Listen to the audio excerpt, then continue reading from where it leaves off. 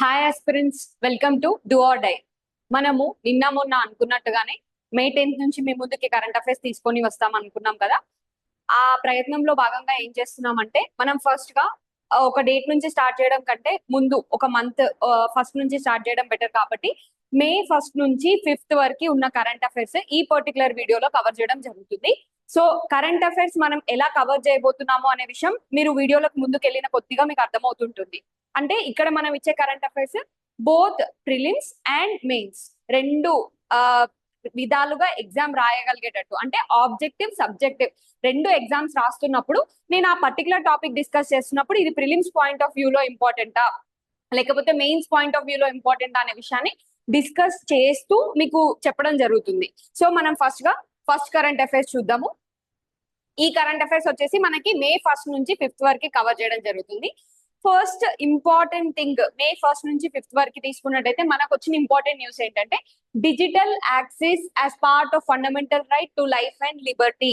ఇది ఏ particular paper లోకి వస్తుందంటే పాలిటీ ఎక్కడెక్కడ అంటే ఆబ్జెక్టివ్ పేపర్స్ లో గ్రూప్ 2 లో, గ్రూప్ 3 లో, గ్రూప్ 1 లో సబ్జెక్టివ్ అండ్ ఆబ్జెక్టివ్ అంటే ప్రిలిమ్స్ అండ్ మెయిన్స్ రెండు చూసుకున్నప్పుడు వచ్చిన పర్టికులర్ టాపిక్స్ లో ఇది చాలా ఇంపార్టెంట్.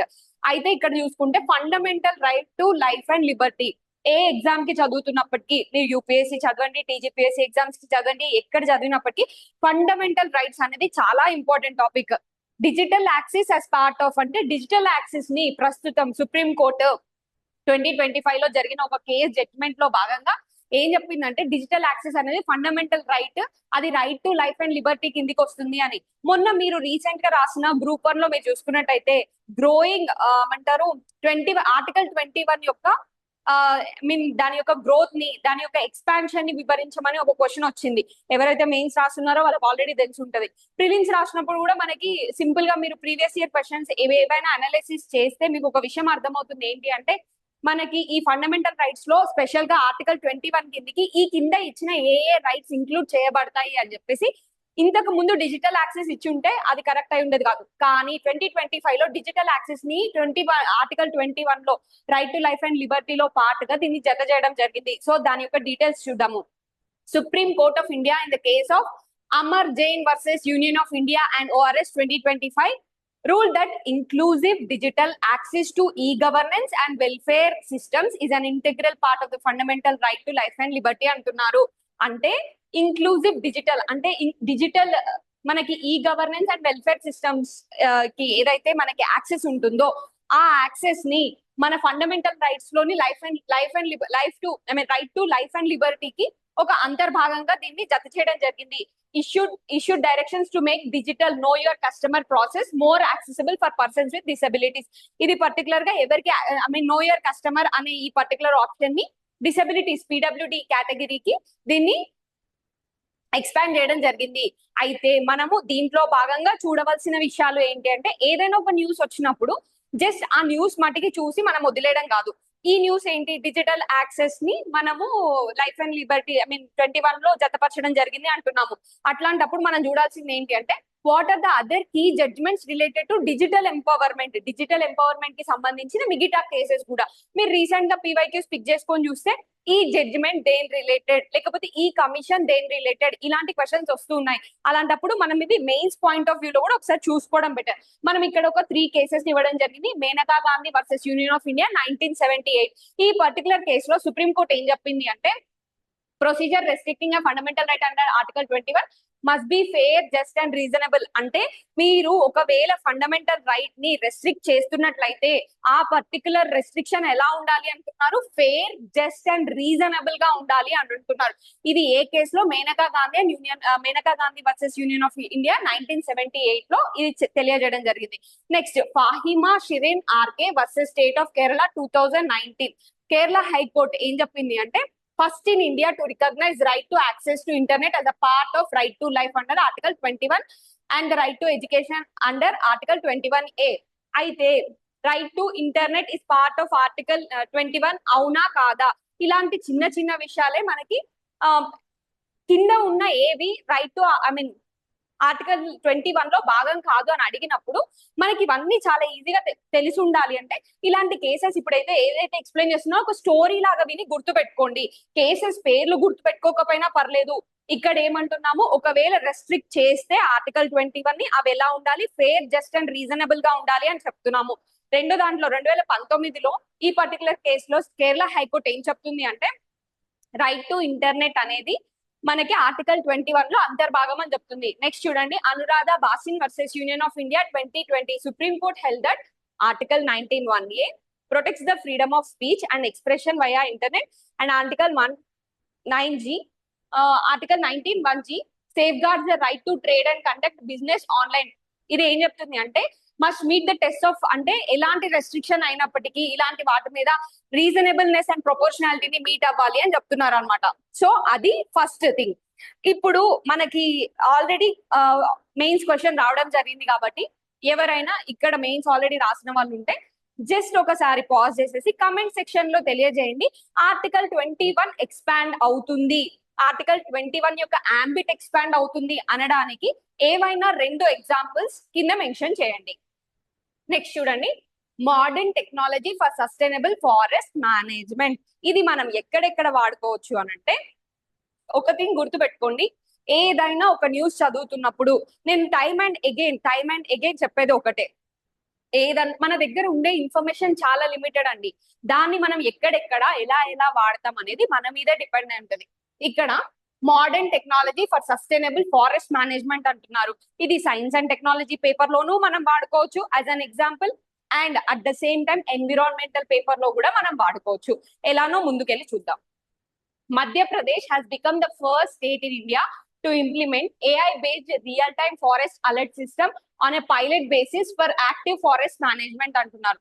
ఇక్కడ మీరు గుర్తుపెట్టుకోవాల్సింది, ఎప్పుడైనా ఫస్ట్ అనే పదం మీకు కనపడితే, ఇక్కడ ఫస్ట్ అనే పదం కనపడుతుంది కదా, ఫస్ట్ అనే పదం మీకు ఎప్పుడైనా కనపడితే అది చాలా ఇంపార్టెంట్ అని గుర్తుపెట్టుకోండి. ఎందుకంటే there is a language, UPSC కానీ, టీజీపీఎస్సీ కానీ, ఏపీపీఎస్సీ కానీ ఎవరైనా ఒక పర్టికులర్ లాంగ్వేజ్ ఫాలో అవుతారండి. అందులో ఈ ఫస్ట్ టైం జరిగే థింగ్స్ ఏవైతే ఉంటాయో అవి చాలా ఇంపార్టెంట్ అనమాట. ఏం చెప్తున్నారు, మధ్యప్రదేశ్ అనే రాష్ట్రం తొలిసారిగా మనకి real time forest alert system అనేది యూజ్ చేసుకొని యాక్టివ్ ఫారెస్ట్ మేనేజ్మెంట్ చేస్తుంది అని అంటున్నారు. సో అదేంటో చూద్దాం. AI based real time forest alert system అంటే అదొక క్లౌడ్ బేస్డ్ ఏఐ సిస్టమ్. ఈ పదాలని మీరు నోట్ చేసుకోండి, మొత్తం అక్కడ ఉన్నదంతా మీరు రాసుకోబడలేదు. జస్ట్ ఏంటి అంటే AI based real time forest alert system, cloud based AI system, satellite technology వాడుతున్నారు, machine learning, real time monitoring చేస్తూ డిఫారెస్ట్రేషన్ ని కాంబాట్ చేస్తున్నారు. ఎందుకు ఇది ఇంత పర్టికులర్ గా సెకండ్ స్లైడ్ లో మనం ఇంక్లూడ్ చేయడానికి ముఖ్య కారణం ఏంటి అంటే, రీసెంట్ గా మనకి 18th Indian state of forest report 2023 రావడం జరిగింది. దాంట్లో Madhya Pradesh has largest forest cover in India. అప్పుడు మీరు ఎన్విరాన్మెంట్ లో డిఫారెస్టేషన్ రిలేటెడ్ ఏదైనా క్వశ్చన్ వచ్చింది అని అనుకుందాం, అప్పుడు మీరు కాంబాటింగ్ కి ఎవరి ఎగ్జాంపుల్ రాయాల్సి ఉంటుంది, మధ్యప్రదేశ్. ఎందుకంటే Madhya Pradesh largest forest cover in India 18th Indian state of forest report ప్రకారం. అట్ ద సేమ్ టైం అది హైయెస్ట్ డిఫారెస్టేషన్ ఎదుర్కొని మామూలుగా ఉన్న ఏమంటారు, మామూలు టెక్నాలజీ ఏం లేకుండా కాంబాట్ చేస్తుందా, రెగ్యులర్ ట్రెడిషనల్ ప్రాక్టీసెస్ తోటి కాంబాట్ చేస్తుందా, లేదు. అది ఉన్న highest technology, AI based technology వాడుకుంటూ, అంటే డ్యూయల్ ఎడ్జ్డ్. సపోజ్ మీకు ఏఐ అడ్వాంటేజెస్ అండ్ డిసడ్వాంటేజెస్ అనే క్వశ్చన్ వచ్చింది అనుకుందాం, అప్పుడు మీరు అడ్వాంటేజెస్ లో ఈ క్వశ్చన్ ని ఈ పర్టికులర్ పాయింట్ ఇంక్లూడ్ చేయగలుగుతారు కదా. ఇది ఒక డిఫరెంట్ పర్స్పెక్టివ్, ఎన్విరాన్మెంటల్ పర్స్పెక్టివ్ మీ క్వశ్చన్, మీ ఆన్సర్ కి యాడ్ చేస్తుంది కదా. ప్రిలిమ్స్ వైస్ మనకి ఇది ఇంపార్టెంట్.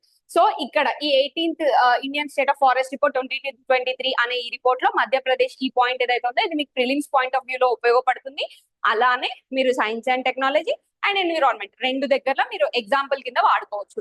నెక్స్ట్ చూడండి, India's forest and tree cover is 25.17, significantly below 33 target set by the national forest policy 1988. అది అందరికీ తెలిసిన విషయమే. Next, what is the role of technology for sustainable forest management. As it is ఇక్కడ ఉన్న points అన్ని pick చేసుకొని మీ notes లో environment లో మీరు యాడ్ చేసుకోవచ్చు. పాయింట్స్ ఏంటో చూడండి. ఎక్కడ సస్టైనబుల్ ఫారెస్ట్ మేనేజ్మెంట్ లో టెక్నాలజీ రోల్ ఏంటి అంటే, ఏ విభాగాల్లో ఈ పర్టికులర్ టెక్నాలజీ అనేది సస్టైనబుల్ గా సుస్థిరాభివృద్ధి కోసం ఎక్కడెక్కడ ప్రయత్నిస్తుందో చూద్దాము. ఫస్ట్ ఫారెస్ట్ కార్బన్ మేనేజ్మెంట్ లో యూజ్ చేసుకోవచ్చు. ప్రివెంటింగ్ ఫారెస్ట్ ఫైర్స్ అంటే మనకి కారు చిచ్చులు అంటాం కదా, వాటిలో కూడా ఎలా అంటే ఏఐ కెమెరాస్, థర్మల్ సెన్సార్స్ కొత్తగా ఇవన్నీ ఇంక్లూడ్ చేయడం జరుగుతుంది. నెక్స్ట్, కంబాటింగ్ ఎంక్రోచ్మెంట్ అంటే మీకు ఎలా చెప్పాలి అంటే, ఇప్పుడు సపోజ్ మనకి ఎగ్జాంపుల్ తీసుకుంటే కుక్కట్పల్లి కానీ ఇవి కానీ ఒక 10-15 సంవత్సరాల క్రితం చూసుకుంటే మనకి అక్కడక్కడ చిన్న చిన్న చెరువులు లాంటివి కనపడుతూ ఉండేవి. కానీ ఇప్పుడు ప్రజెంట్ అర్బనైజేషన్ ఎక్కువ అవుతున్న కొద్దీ చెరువులన్నీ మాయమైపోయి ఇప్పుడు హైడ్రా వచ్చిన తర్వాత ఈ ఎంక్రోచ్మెంట్ అనే పదానికి ఎక్కువ ప్రాధాన్యత సంతరించుకుంది. ఏంటి అంటే ఉన్న ప్రదేశాన్ని వాళ్ళు ఆక్రమించుకోవడం అనమాట. Next mitigating human wild life conflict, AI enabled camera traps and GPS tracking. ఈ పర్టికులర్ ఎగ్జాంపుల్స్ ఏవైతే వీటికి ఎగనిస్ట్ గా మెన్షన్ చేస్తున్నాయో అవన్నీ మీరు గుర్తుపెట్టుకోండి. ఎందుకంటే ఒక పాయింట్ రాయడం వేరు, దాన్ని సబ్స్టాన్షియేట్ చేస్తూ ఎగ్జాంపుల్స్ రాయడం వేరు. సో ఇవి మీకు ఉపయోగపడతాయి. బయోడైవర్సిటీ మానిటరింగ్ కి ఉపయోగపడుతుంది. ఫారెస్ట్ రీస్టోరేషన్, అఫారెస్ట్రేషన్ కి కూడా టెక్నాలజీ ఉపయోగపడుతుంది. సో ఇక్కడ మనము దీని గురించి చూడడం జరిగింది. నెక్స్ట్ చూడండి, caste enumeration in upcoming census అంటున్నారు. రీసెంట్ గా ఒక 1 week back India Pak war కంటే ముందు ఎక్కువ శాతం న్యూస్ లో ఉన్నది న్యూస్ ఏంటి అంటే క్యాస్ట్ ఎన్యూమరేషన్ అంటే క్యాస్ట్ సెన్సెస్ గురించి ఎక్కువగా న్యూస్ లో ఉండడం జరిగింది. Cabinet committee on political affairs chaired by prime minister. ఏదైనా ఒక కమిటీ చదువుతున్నాము అంటే మనం దాంట్లో పర్టికులర్ గా చదవాల్సింది దేని గురించి అంటే ఎవరు దాన్ని చైర్ చేస్తున్నారు, కాంపోజిషన్ ఏంటి, వాటి యొక్క ముఖ్య ఉద్దేశం ఏంటి. ఇక్కడ కమిటీ వచ్చేసి cabinet committee on political affairs chaired by prime minister. Approve the inclusion of caste enumeration in upcoming population census. Population census లో ఇప్పుడు దాకా మనం క్యాస్ట్ రిలేటెడ్ డేటా తీసుకోలేదు. అయితే ఇప్పుడు జరగబోయే సెన్సెస్ లో మనం పాపులేషన్ సెన్సెస్ లో క్యాస్ట్ సెన్సెస్ అనేది ఇంక్లూడ్ చేద్దాము అని అనుకుంటున్నాము. Historical context of caste data మనం తీసుకుంటే ఏంటంటే last detailed caste data was recorded in 1931, although the 1941 census also collected caste information. It was not published due to onset. So మనకి ఇవన్నీ చూసినట్టయితే మీకు ఇక్కడ మీకు చదివితే అర్థమవుతుంది. జస్ట్ ఫస్ట్ క్యాస్ట్ సెన్సెస్ ఎప్పుడు అంటే 1931 లో ఇవ్వడం జరిగింది. 1941 లో డేటా కలెక్ట్ చేసినప్పటికీ due to some war and all అసలు అది బయటికే రాలేదు.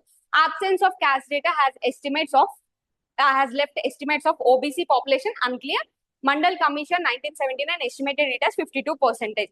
ఇక్కడ ఒక పాయింట్ గుర్తుంచుకోండి, మనకి సెన్సెస్ డేటా ఇదంతా నార్మల్ గా మీరు ఎక్కడ చదువుకున్నా లేకపోతే సర్చ్ చేసిన గూగుల్లో ఇదే ఇన్ఫర్మేషన్ ఉంటుంది.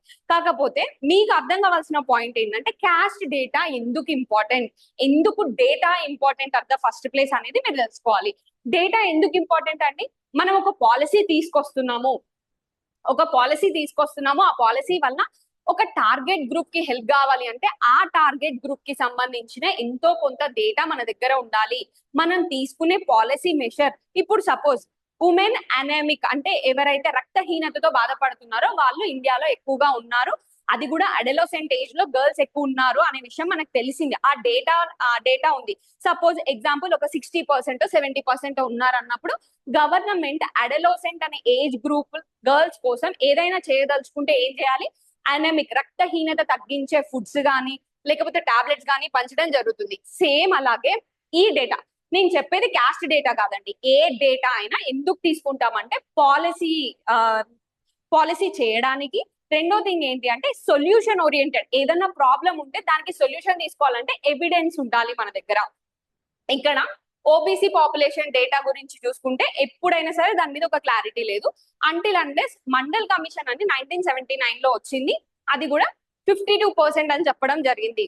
నెక్స్ట్ చూడండి, census. India's first synchronized census occurred in 1881 under WC Plowden, the then census commissioner. First time 1881 లో మనకి ఎప్పుడైతే సెన్సెస్ చేద్దాం అనుకున్నారో ఇండియాలో అప్పుడు కమిషనర్ ఎవరండి, WC Plowden. Next, currently the census is conducted by ministry of home affairs through register general and census of commissioner of India. ఇది కొంచెం గుర్తుపెట్టుకుంటే బెటర్, ఎందుకంటే ఇది కరెంట్ అఫైర్ కాబట్టి. ప్రస్తుతం ఎవరు చేస్తున్నారు, ministry of home affairs through register general and senses commissioner of India చేయడం జరుగుతుంది. నెక్స్ట్ చూడండి, గ్లోబల్ విండ్ రిపోర్ట్ 2025 గురించి మాట్లాడుతున్నాము. మనకి ఈ రిపోర్ట్స్ ఇండిసెస్ లేకపోతే మనకి పర్టికులర్ గా కొన్ని కమిషన్స్ రిపోర్ట్స్ ఇవ్వడము ఇలాంటివి జరుగుతూ ఉంటది అనమాట. అవి మనకి చాలా ఇంపార్టెంట్ అవుతుంది. ఎందుకంటే రీసెంట్ గా మీరు తెలంగాణ TGPSC రిలేటెడ్ కానీ APPSC రిలేటెడ్ కానీ మీరు ఏవైనా పేపర్స్ పిక్ చేస్తే అందులో ఆబ్జెక్టివ్ ఉన్నప్పుడు మనకు ఒక విషయం అర్థమవుతుంది. ఏంటి అంటే కమిషన్ రిపోర్ట్స్ ని బేస్ చేసుకొని స్టేట్మెంట్స్ ఇస్తున్నారు. దాంట్లో అంటే మనం మాక్సిమం కవర్ చేసినంత వరకు కవర్ చేయగలుగుతాము. మనకి సపోజ్ ఎగ్జాంపుల్ తీసుకుంటే ఇంటర్నెట్ యూసేజ్ మీద ఒక క్వశ్చన్ ఉండింది రిపోర్ట్ బేస్ చేసుకొని. సో అలా చూసుకుంటే గ్లోబల్ విండ్ రిపోర్ట్ 2025 ఇక్కడ ఒక ప్రాధాన్యత సంతరించుకుంటుంది. అదేందో చూద్దాము. గ్లోబల్ విండ్ ఎనర్జీ కౌన్సిల్ అనేది ఈ గ్లోబల్ విండ్ రిపోర్ట్ అనేది ఇవ్వడం జరుగుతుంది. ఈ గ్లోబల్ విండ్ రిపోర్ట్ ఎవరు ఇస్తారండి? గ్లోబల్ విండ్ ఎనర్జీ కౌన్సిల్ అనేది ఇస్తుంది. Projected wind capacity will only meet 77% of 2030 target, jeopardizing net zero Paris Agreement goals, limiting. ఒక విషయం గుర్తుపెట్టుకోండి, last time TGPSC group 1 pick చేస్తే మీకు ఎస్ఏలో పర్టికులర్ క్వశ్చన్ రావడం జరిగింది. నెక్స్ట్ ఎన్విరాన్మెంట్ లో కూడా రెన్యూబుల్ సోర్సెస్ గురించి లేకపోతే రెన్యూబుల్ సోర్సెస్ గురించి నాకు తెలిసి 2 times క్వశ్చన్ రిపీట్ అయిందండి డిఫరెంట్ పేపర్స్ లో. సో అప్పుడు మీకు ఈ డేటా ఏదైతే ఉందో మీకు సొల్యూషన్ ఓరియంటెడ్ కంక్లూజన్స్ రాయడానికి చాలా ఉపయోగపడుతుంది. అందరూ ఏమనుకుంటారంటే మనం ఇంకొక వీడియోలో ఆన్సర్ రైటింగ్ ఎలా చేయాలి, at the end of this video నేను ఒక క్వశ్చన్ ఇస్తాను. మీరు ఈ రోజు ఆ క్వశ్చన్ కి ఆన్సర్ రాసి మీ దగ్గర పెట్టుకుంటే రేపటి వీడియోలో నేను ఆ పర్టికులర్ క్వశ్చన్ కి మనం ఎలా ఆన్సర్ చేయొచ్చు, ఒక ఇంట్రడక్షన్ ఎలా రాయాలి, బాడీ ఎలా రాయాలి, కంక్లూజన్ ఎలా రాయాలి, ఒక ఆన్సర్ మనకి ఏమీ తెలియనప్పుడు ఎలా రాయాలి, మన దగ్గర ఉన్న చాలా కంటెంట్ ని కట్ షార్ట్ చేస్తూ ఎలా రాయాలి అనేది మనం డిస్కస్ చేద్దాం. కానీ ఇక్కడ నేను జస్ట్ మీకు ఒక ఐడియా కోసం చెప్తున్నది ఏంటి అంటే, ఇలాంటి డేటా ఎప్పుడైతే వస్తుందో దాని ఒక రిపోర్ట్ లా కాకుండా అది మీరు జస్ట్ ఒక 1 minute కోసం ఆ రిపోర్ట్ మొత్తం చదివిన తర్వాత ఈ డేటాని సబ్స్టాన్షియేట్ చేయడానికి, అంటే ఉదాహరణగా రాయడానికి ఏ పేపర్ లో ఉపయోగపడుతుందని మీ సిలబస్ ముందు పెట్టుకొని యాక్టివ్ రీకాల్ చేయాల్సి ఉంటదండి. అలాంటప్పుడు మీకు చాలా హెల్ప్ అవుతుంది. ఇప్పుడు చూడండి, 2030 టార్గెట్స్ మీట్ అవ్వలేము అని ఈ రిపోర్ట్ చెప్తుంది అనమాట. ప్యారిస్ అగ్రిమెంట్ గోల్స్ కానీ మన నెట్ జీరో అగ్రిమెంట్ కానీ మనం మీట్ అవ్వలేము. దేనికి సంబంధించి? విండ్ కెపాసిటీకి సంబంధించి అని చెప్తున్నారు. మనం అప్పుడు దీన్ని రెన్యూబుల్ ఎనర్జీ సోర్సెస్ మన సిలబస్ లో ఎక్కడెక్కడ ఉంటే అక్కడక్కడ ఈ పాయింట్ మనం యూజ్ చేసుకోవచ్చు కదా. నెక్స్ట్ చూడండి, విండ్ పవర్ ఇన్స్టాలేషన్ 2024 లో 117 gigawatts of new wind capacity was added globally, up slightly from 116.6 in 2023, bringing total global capacity అంటే 2023 తో పోల్చుకుంటే 2024 కి ఇంప్రూవ్ అయింది, కాస్త ఇంప్రూవ్ అయింది. ఇంకొక క్వశ్చన్ చాలా సార్లు స్టూడెంట్స్ చాలా మంది అడిగేది ఏంటి అంటే, మేడం ఈ నెంబర్స్ అన్ని గుర్తు పెట్టుకోవాలా? లేదండి, కొన్ని నెంబర్స్ చాలా ఇంపార్టెంట్ ఉంటాయి, అవి మీరు తప్పకుండా గుర్తుపెట్టుకోవాలి. వేరే రిపోర్ట్ చదివిన ప్రతిసారి మీరు గుర్తుపెట్టుకోవాల్సింది ఒకటి, అది ఇంక్రీసింగ్ ట్రెండా, డిక్రీసింగ్ ట్రెండా, చాలా షార్ప్ ఇంక్రీజ్, షార్ప్ డిక్రీజ్ అని ఇలా 4 కేటగిరీస్ పెట్టుకొని ఆ నెంబర్స్ ని మీరు చూస్తూ ఉంటే మీకు ఆ ట్రెండ్ గుర్తుంటే అనాలిసిస్ చేస్తున్నప్పుడు, ఎలిమినేషన్ చేస్తున్నప్పుడు మీకు చాలా ఉపయోగపడుతుంది. ఇక్కడ చూసుకుంటే 116.6 నుంచి 117 ఇన్స్టాల్డ్ కెపాసిటీ స్లైట్ గా పెరగడం జరిగింది. సో టోటల్ కెపాసిటీ గ్లోబల్ ఇంత. రీజనల్ పర్ఫార్మెన్స్ చూసుకుంటే China led the global wind market in 2024, contributing 70% of new capacity, followed by United States, Brazil, India and Germany. China, United States, Brazil, India and Germany. ఇక్కడ ఇంకొక important point ఏంటి అంటే, చాలా సార్లు మన previous exams లో, recent గా జరిగిన ఎగ్జామ్స్ లో ర్యాంక్ దెమ్ లేకపోతే టాప్ 5 స్టేట్స్ ఇచ్చిన వరుస క్రమం కరెక్టేనా, ఇలాంటి క్వశ్చన్స్ అడగడం జరుగుతుంది. కాబట్టి ఇక్కడ ఈ పాయింట్ ఇంక్లూడ్ చేసాం. Next, Uzbekistan, Egypt, Saudi Arabia have emerged success stories as onshore wind capacity in Africa and the middle east doubled in 2024 compared to previous years. Only 8 gigawatts of of sure wind capacity was. ఈ examples ఏంటి అంటే, మీకు ఒకవేళ prelims wise అయితే ఈ point ఉపయోగపడకపోవచ్చు, కానీ success stories ఏవైతే ఉంటాయో రెన్యూబుల్ ఎనర్జీకి సంబంధించి కావచ్చు, వేటికైనా సరే సొల్యూషన్ ఓరియంటెడ్. ఒక ఆఫీసర్ ని పిక్ చేస్తున్నామంటే మనం ఏం చేస్తామండి, ఆఫీసర్ నుంచి సొల్యూషన్ ఓరియంటెడ్. అందరూ నెగిటివ్ మాట్లాడితే మనం డెవలప్ ఎట్లా అవుతాము? సేమ్ అంతే, ఇక్కడ మనకి ఏవైతే సక్సెస్ స్టోరీస్ ఉంటాయో ఆ సక్సెస్ స్టోరీస్ ని మనం సొల్యూషన్ ఓరియంటెడ్ గా వాడుకోవడానికి మనం వాడుకుంటే బాగుంటుంది. నెక్స్ట్ చూడండి, what is the status of wind energy in India చూసుకుందాం. Total wind power capacity as of 31st March 2025, అంటే ఇది వెరీ రీసెంట్ డేటా అండి. యాజ్ ఆఫ్ 31st March 2025 చూసుకుంటే India has achieved a cumulative installed wind power capacity of 50.04 gigawatts. ఇది చాలా important. Solar power, wind power ఇలాంటివి ఏవైతే ఉంటాయో అవి మీరు 100% డేటా గుర్తు పెట్టుకోవాల్సిందే. రీసెంట్ గా జరిగిన ఎగ్జామ్స్ లో నేను చెప్పినట్టు ఆ క్వశ్చన్స్ మళ్ళీ మళ్ళీ వస్తున్నాయి. రెన్యూబుల్ ఎనర్జీ అనేది 2030 కల్లా ఇప్పుడు మనం ప్రజెంట్ ఉన్న సిచ్యువేషన్ కి అదొక హాట్ టాపిక్ కాబట్టి మీరు ఈ డేటా గుర్తుపెట్టుకోవాలి. Financial year 24-25 ki India has added 4.15 gigawatts of wind power capacity, up from 3.25 gigawatts in financial year 2023-24. Global standing చూసుకుంటే ఇండియా వచ్చేసి 4th place లో ఉందండి టోటల్ ఇన్స్టాల్డ్ విండ్ పవర్ కెపాసిటీలో. ఫస్ట్ 3 నేషన్స్ వచ్చేసి China, United States, Germany. Next చూడండి, state wise distribution 2025 ప్రకారం చూసుకుంటే Tamil Nadu first place లో ఉందండి. సో ఇది మీకు ఒకవేళ ఈ పీడిఎఫ్ కావాలి అని అంటే డూ ఆర్ డై ఛానల్ యొక్క డిస్క్రిప్షన్, టెలిగ్రామ్ డిస్క్రిప్షన్ ఇస్తాము. ఈ పర్టికులర్ పీడిఎఫ్ అనేది మీకు అందుబాటులో ఉంటుంది. మీరు త్వరపడి మొత్తం రాసుకుంటూ కూర్చోకండి, క్లాస్ వినడంలోనే ఎక్కువ కాన్సన్ట్రేషన్ చేయండి. మీకు ఏదైనా డౌట్స్ ఉంటే కమెంట్ సెషన్ లో పెడితే నెక్స్ట్ వీడియోలో నేను టేకప్ చేయడానికి ట్రై చేస్తాను. నెక్స్ట్ ఇంపార్టెంట్ కరెంట్ అఫైర్ చూడండి, annual survey of services sector enterprises అంటున్నారు. మళ్ళీ మనం ఒకసారి ఇది ఇంక్లూడ్ చేయడానికి రీజన్ ఏంటి, మనం ఎలాంటి కరెంట్ అఫైర్ చదవాలి అనేది ఒకసారి చూసుకుంటే, మనకి రీసెంట్ జరిగిన ఎగ్జామ్స్ లో సెక్టోరల్ ట్రెండ్స్ అంటే సర్వీస్ సెక్టర్ ట్రెండ్స్ కానీ, మనకి సెకండరీ సెక్టర్ ట్రెండ్స్ కానీ, ప్రైమరీ సెక్టర్ ట్రెండ్స్ కానీ, ట్రెండ్స్ అనేవి చాలా ఇంపార్టెంట్ గా మారాయి. అందులో annual survey of services sector enterprises అనేది రీసెంట్ ఒక report, ministry of statistics and programme implementation ఈ ఫైండింగ్స్ ని పైలట్ స్టడీ, ఇది ఒక పైలట్ స్టడీ అన్నమాట, దాన్ని రిలీజ్ చేయడం జరిగింది. ఇది ఏంటి అసలు జనరల్ గా ఈ పర్టికులర్ యాన్యువల్ రిపోర్ట్ ఏం చెప్తుంది అని అంటే, crucial data gaps.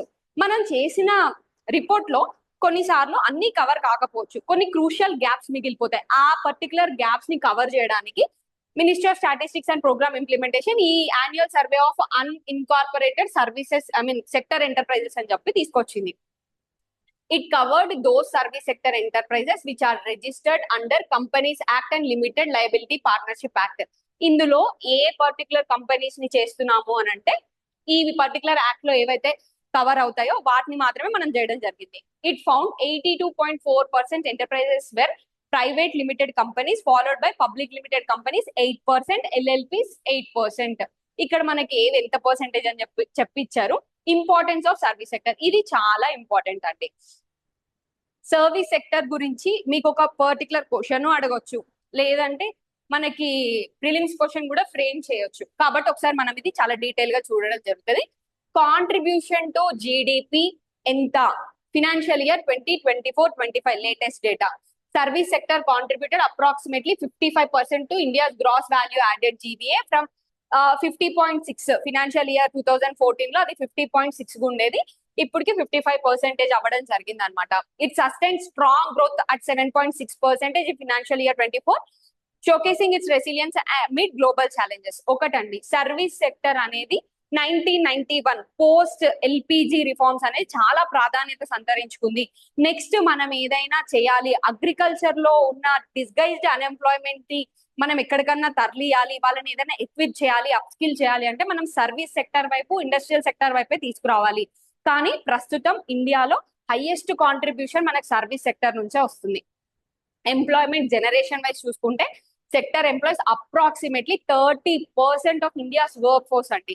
Next global trade చూసుకుంటే కూడా ఏప్రిల్-డిసెంబర్ 2024 మధ్యలో India services export stood at 280.94 billion అండి. నెక్స్ట్ ఫారెన్ డైరెక్ట్ ఇన్వెస్ట్మెంట్ చూసుకుంటే కూడా సేమ్ చాలా మంచి పర్సెంటేజ్, బిలియన్స్ డాలర్స్ లో మనకు ట్రేడ్ జరుగుతుంది. సో ఇదొకటి. Next India sacred relic of Shakyamuni Buddha to Vietnam. ఇక్కడ వెరీ వెరీ ఇంపార్టెంట్ ఒక విషయం చెప్తాను, గుర్తుపెట్టుకోండి. బుద్ధిజం, జైనిజం, గుప్తాస్, మౌర్యాస్ ఏమైనా రిలిక్స్ దొరికాయి, లేకపోతే ఇంకేవైనా న్యూస్ లో ఉన్నా గానీ, లేకపోతే సాఫ్ట్ పవర్ కోసం ఇండియా ఏవైనా కంట్రీస్ తో మనం ఏమన్నా రిలిక్స్ ఇవ్వడం కానీ, లేకపోతే ఒక కామన్ కల్చరల్ పాయింట్స్ లో మనం మీట్ అవుతున్నాము అంటే they are very good examples to write conclusion and to be included in answers అండి. అంటే మన ఆన్సర్స్ లో ఆ కొత్తదనం కావాలి. సపోజ్ మనం ఇప్పుడు హిస్టరీ పేపర్ పిక్ చేద్దాము, మనకి బుద్ధిజం రిలేటెడ్ క్వశ్చన్ వచ్చింది అని అంటే బుద్ధిజం గురించి ఇంట్రొడక్షన్ బాడీ అందరు రాస్తారు, కంక్లూజన్ చాలా ఇంపార్టెంట్. ఇప్పుడు బుద్ధిజం రెలవెన్స్ ఏంటి అనేది కంక్లూజన్ లో ఉండాలి. ఇక్కడ చూడండి, India is sending sacred relic of Sakyamuni Buddha from Sarnath to Vietnam for an international exposition, making United Nations Day of Vesak 12th May రోజు సెలబ్రేట్ చేయడం జరుగుతుంది. It is organized by Ministry of Culture and International Buddhist Confederation. Sakya Buddha is a name given to Gautama Buddha. The term Buddha means awakened one, a title applicable to anyone who attains enlightenment in Buddhist doctrine. Significance ఏంటి సాక్యముని Buddha relic the అని అంటే, the relic of Shakyamuni Buddha ఎక్కడ నుంచి తీసుకున్నారంటే నాగార్జున కొండలో ఆంధ్రప్రదేశ్ నుంచి తీసుకున్నారు. Between 1927 to 31 excavation జరిగింది. ఎవరు ఎక్స్కవేషన్ చేశారంటే archaeological survey of India. It hold immense religious value as it's believed to be a corporeal relic of the Buddha himself, preserved since his Mahaparinirvana. It was gifted by Mahabodhi Society of India in 1932. The relic has since been enshrined at the ములగాందా కుటి విహార in Sarnath. ఇది ఏంటి అంటే మన Buddhism యొక్క relevance అండి.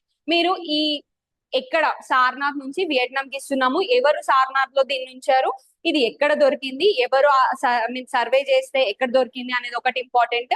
ఏ day కి పంపిస్తున్నారో ఆ particular day ministry of culture and international Buddhist confederation involve అయింది. ఇది ఇంపార్టెంట్.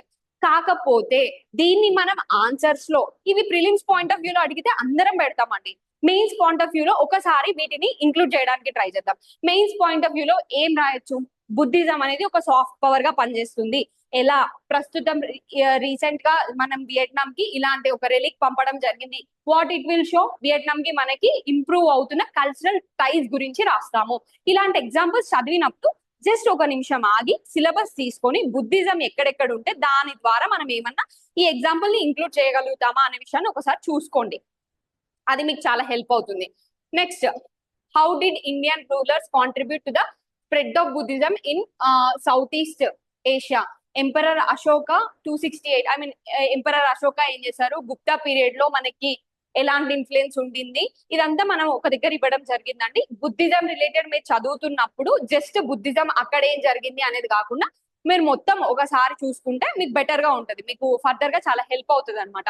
సో ఇక్కడ మనం ఇవ్వడం జరిగింది. ఇఫ్ ఎవరైనా చదవాలి అని అనుకుంటే ఒకసారి మనం ఆపేసి చూసుకుంటే సరిపోతుంది. అన్నిటికంటే influenced by Indian Gupta and post Gupta art, it was designated as UNESCO world heritage site. Borobudur అనే మాన్యుమెంట్ గురించి ఇక్కడ మనం మాట్లాడడం జరిగింది. సో అదొకసారి చూసుకోండి.